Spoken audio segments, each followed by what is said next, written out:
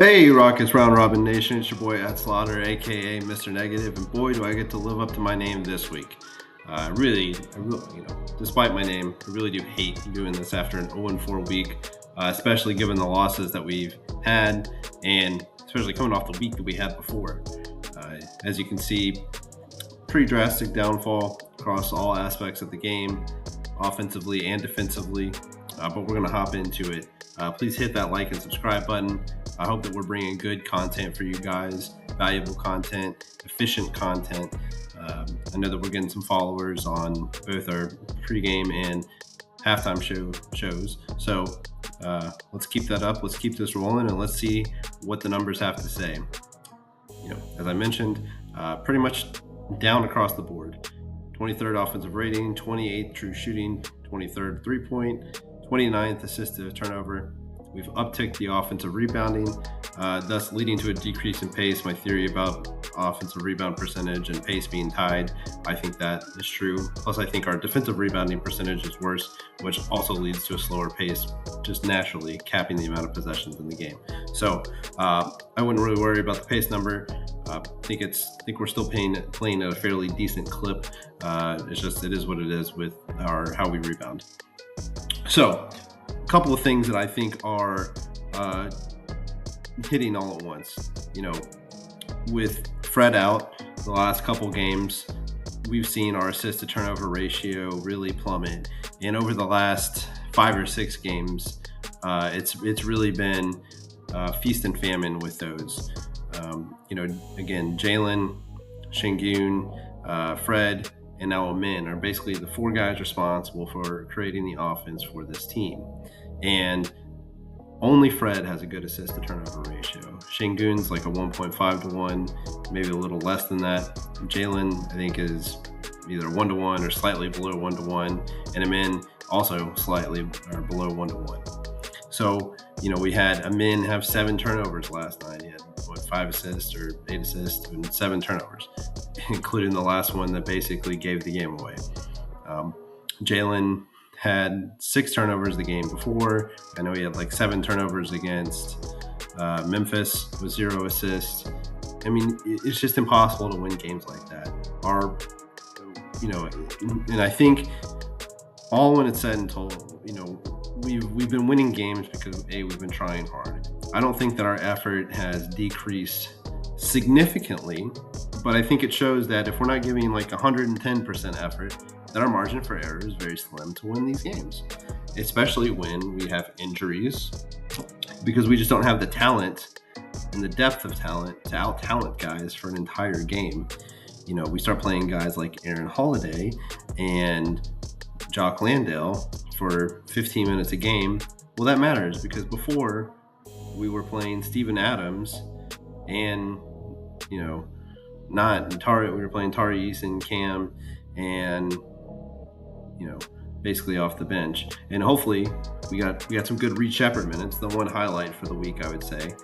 So hopefully that continues. But you can see that when we start replacing talent with inferior talent, and our guys on offense just truly lack the skills necessary to create sustainable offense throughout the year. And that is a huge issue. And frankly, that falls at the feet of Jalen and Şengün. They have to create sustainable offense. They are supposed to be the offensive people on this team.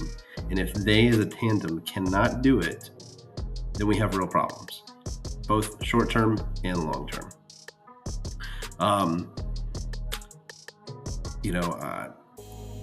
Frankly, it was just poor play all the way around. We couldn't create advantages. We are not making the correct passes. Both, I've been complaining about Şengün about doing this for a while, where he is just really slow in making reads. He forces the ball up into double teams sometimes whenever he has an easy kick out, and he's just not making the right plays. And I think we're seeing that from Jalen now.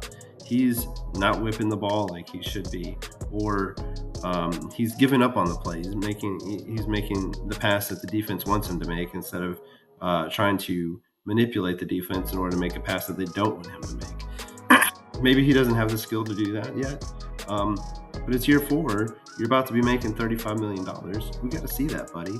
And that just is what it is. And that's something he's going to have to develop if this team is going to reach any sort of, whatever our potential is this year. Our offense has always been kind of smoke and mirrors. I think I've been talking about that ad nauseum on this, on this weekly overview. And the reason that we are surviving is fast break points, which we're still like first or second in the league, and offensive rebounds. And if it wasn't for those two things, our offense would be awful. And, the offensive rebounding percentage is probably the only reason we weren't 30th instead of 23rd last week in offensive rating. So, with Reed coming back, if Reed's going to take a prominent role on the bench, and we have, and the bench unit's going to settle in to be, Reed, Cam, Tari, and one of Jabari, Amin, Brooks, plus Steven Adams, and we get Jabari back, and we get Fred back. Now that's a 10-deep team. I suspect things will return basically to normal. Our offensive rating will probably be closer to 15th or 10th than it will be to 23rd. I expect the assist turnover ratio will increase. I think our 3-point percentage will increase because Jabari is a good shooter and was showing real signs of continuing and building on his like 36% shooting last year. That's just going to have to continue, and we're going to have to cut down on the turnovers, and we're going to have to increase our assists. We're going to have to move the ball better and make the right pass, not just make the right passes. We're going to have to make passes that are aggressive, passes that lead to scores, not just passes. So next week, or for the next 7 days, what do we expect? Well, Fred is week to week, so we're probably not going to see him. So again, Reed's going to have to continue to play well. We need his shooting. I like the way that he moves the ball. He has his issues defensively, 100%. We see some of the limitations on offense where he's unable to get a shot off at the rim or whatever, but he does a lot of small things that this team needs in the ball movement. I suspect we'll at least have Tari for three of the 4 games. Tari has been great for us. It seems like he's starting to kind of get back into rhythm. His shooting has been picking up, so it'd be nice to have him for all 4 of the games, but hopefully at least 3. Cam has been more consistent lately, so that's been good. Again, this is going to fall on the feet of Jalen and Şengün. Those two have to be able to work together in tandem for each other to make this team a better offense without Fred. And Amin has got to take care of the ball. I would like to see more sets with Amin where he's either setting screens or more involved in the action, because him just sitting at the dunker spot, while it creates a good alley-oop every now and then, is A, too predictable, and B, just not a good use of his skills. He can do more for us, and he needs to do more for us. Both him and Cam, honestly, I know we started using him as a screener a little bit last game. They need to expand their games as screeners, because they really do have a great ability to create panic in the defense if they get the ball in the middle. They can do something with the ball. So those are the things I hope to see, expect to see, and we'll see if we'll see how those guys react to a couple of bad games and some film to look at. Defensively, not much better. We were 20th, 15th league average field goal percentage. Great at chasing people off the line. Stocks ticked up from the week before, but still below our season average. Rebounding, absolutely dead last. So I think that we have overcorrected on defense, and we are scrambling too much. Part of that is that we are losing more at the point of attack, and that is leading to more layups. So I think the 3-point frequency is both by design and by lack of point of attack defense, basically. What do I mean by that?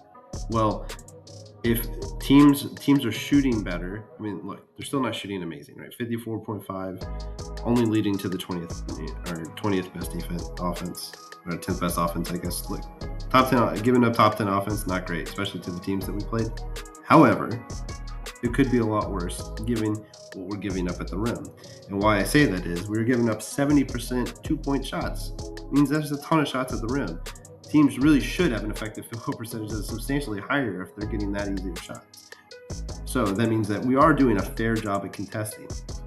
But because we are chasing teams off so much, and I think that is because we are scrambling so hard after we lose the point of attack, that it is creating havoc and we are not able to finish possessions due to our defensive rebounding.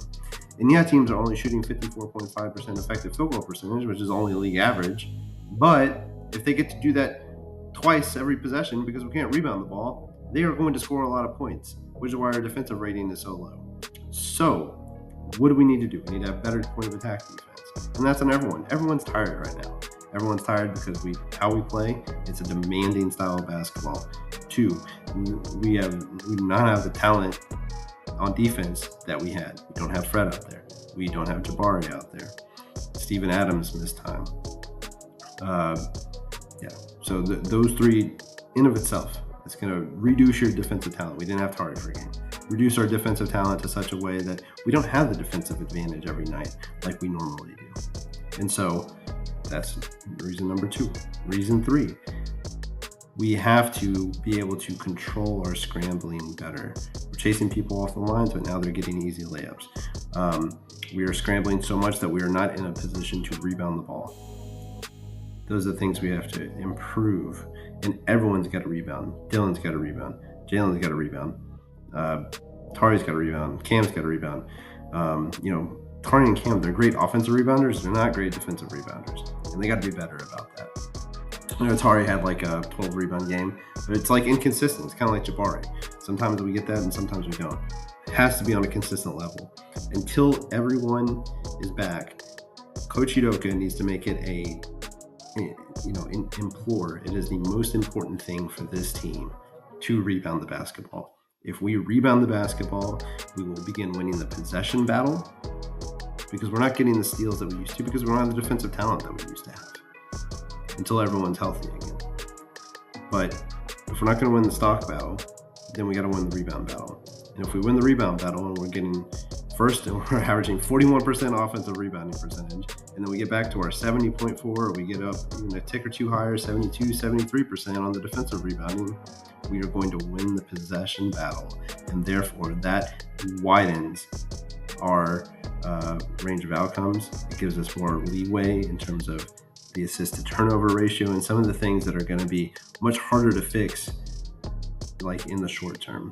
The hope is that Jalen and Shingun improve their two-man game, that Jalen becomes a more affirmative passer, that Shingun starts making quicker decisions, that Amin stops turning the ball over. But those are things that are not going to happen overnight. And so therefore, rebounding is something we can control, is something we can fix overnight. That has got to happen. And so while it's important for us to chase people off the line, we cannot be 30.4. That is an overcorrection. It is too much. We need to close out under control, and we need to find a man, box out, rebound. If we do those things, I think that we will have a successful week, even though we are playing good teams. And that is what I hope to see. That is the correction, the one huge correction I hope is made this week. I think the rest will figure itself out.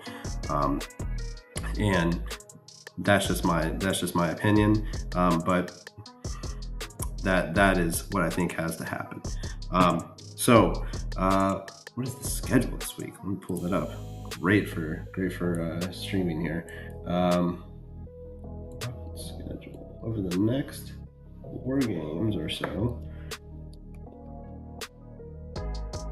We get Timberwolves on Timberwolves Thursday, Mavericks Saturday, Raptors Sunday, and then we get a few days off before playing the Suns next Wednesday. So we'll have 3 games of film to look at, of data to review before the next one. So I think, look, these are all winnable games. I know the Mavericks will be trying to figure out what they're going to do. It's a huge, drastic shift to how they've been playing, both just subtracting Luka and adding AD. So we could be catching them at a good time. Timberwolves have always given us trouble, but they're beatable. And then the Raptors. Raptors they're not as pesky as the Nets in terms of I don't think they're as solidly coached, or I don't think their defensive foundation is as good. So it's a game that we should win. But again, these matinee games are weird, and it'll be another third game in 4 nights. Basically, the second of those. Well, basically, we played like 6 games in 9 days. So the energy level may be low there, but look, you just got to bring it. You got to bring it. No excuses.